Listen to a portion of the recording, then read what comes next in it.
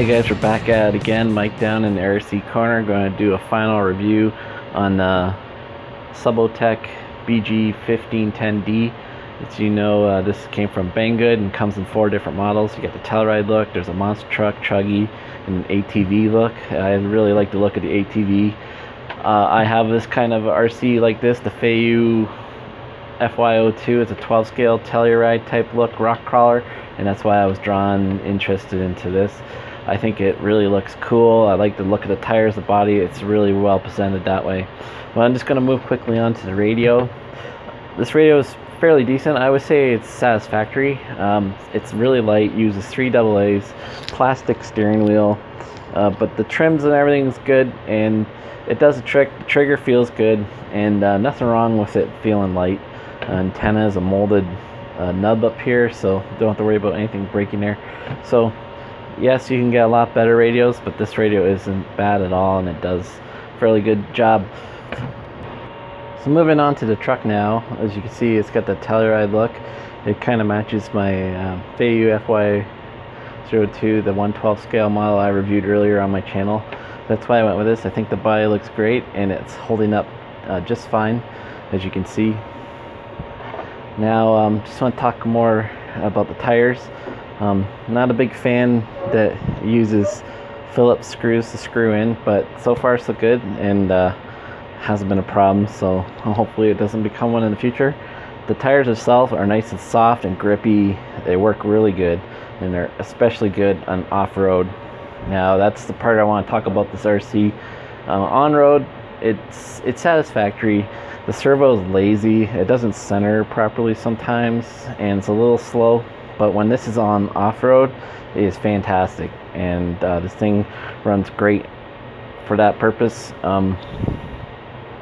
The speed this goes at is around 30-35 kilometers an hour, so everything's holding up great, and all the parts are good for that. If you ever decided to rip this apart and go brushless or something, I'm not sure how those parts would hold up, especially the shocks. They're not oil filled, and this is fairly good setup for this, but the CG is a little bit higher because they kind of steal that bit of that feel from the Traxxas Mini slash Summits whatever feel. So it's just, if you're on road, on tarmac, let's say, and you turn and high corner, this thing will traction roll and roll over because of the high CG, but that also gives it the clearance to go off-road with this, and you can go through some grass and dirt and rocks and up little hills. I took this out on snowdrifts.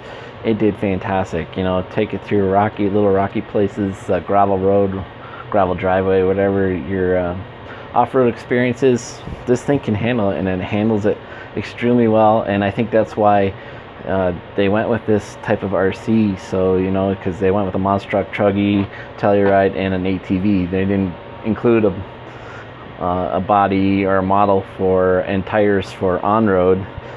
The aim of this RC is off-road. So again, the receiver ESC combo built in is very adequate. Works with the radio, works fine. The servo, again, a little slow, a little sloppy, but off-road you don't notice it. What I do really like about this is the covered in for the gears, so none of the gears are exposed, so protection there, so you don't have to worry about little rocks or stones getting in and jamming things up. Also really cool is the battery system, and it best works when you unclip it from the bottom and pop it up, and these flip right off, and these are the AA nickel metal batteries, and they just pop in and out, and that gives you pretty much endless battery selection. And these are 700 milliamp hour batteries, and online you can find a ton, like ones with more milliamp hours, but these two combining together, so each one cell combined together gives you your 2S 700 milliamp hours. This is pushing well over a half hour. They're claiming 40 minutes of runtime. I didn't run it that long to verify it, but that is an insane amount of time, and they charge in about 2 hours. Just running an RC for 40 minutes is actually quite a long time. for me, running an RC 40 minutes at one sitting is probably extremely rare. The last thing I wanted to say about this RC is that it has a 5-wire servo, which really limits your options. I mean, you can buy 5-wire servos out, but you're pretty much almost limited to the spare parts that they offer on Banggood for this. So that's a bit of a disappointment. And you can swap this all out and put your own stuff in. It's going to be upgradable, customizable that way with a little bit of work, but it shouldn't be a big problem. But if you wanted to keep it in stock form and use the same radio and ESC and everything, but your servo goes, or you just even want to upgrade the servo because it's a little lazy, you're stuck with the 5-wire, which makes it more difficult. So again, I'm just going to wrap it up here. I enjoyed this RC. It is what it is. It's not really meant for on-road. It's meant for off-road. So don't try and buy this for the on-road experience, because you'll be probably just below par. But for doing the off-road, I give this whole package probably about a 3.75 out of 5 rating based on that. So thanks again for Banggood for sending me this RC. Hope you guys enjoyed the series, the unboxing, the running, and this is the final review video. I always look forward to reading your comments below, and if you're interested in this RC, check out the video description. I'll have a link there for you to go check it out on. So again, I'll wrap it up here. Thanks for tuning in, and we'll catch you on the next one. Alright guys, peace out.